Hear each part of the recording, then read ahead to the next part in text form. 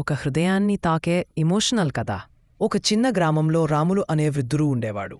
వయస్సు పెరిగినా ఆయన హృదయం మాత్రం బంగారం లాంటిది.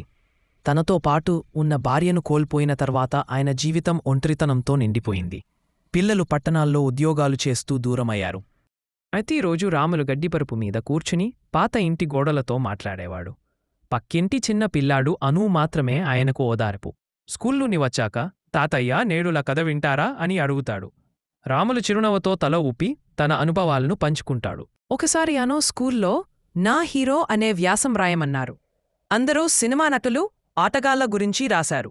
కాని అను మాత్రం నా హీరో నా తాతయ్య అని రాశాడు. ఎందుకంటే ఆయన ప్రేమ, సహనం, కష్టాల్లో నిలబడే ధైర్యం తనకు ఆదర్శమని చెప్పాడు. ఆ వ్యాసాన్ని చదివిన రాములుకి కళ్ళలో నీళ్లు తెచ్చాయి.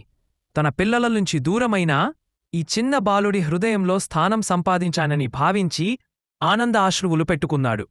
ఆ రోజు ఆయన ఒంటరితనం మాయం అయ్యింది. నిజమైన బంధం రక్తంతో కాక మనసుతో ఏర్పడుతుందని ఆయన గ్రహించాడు.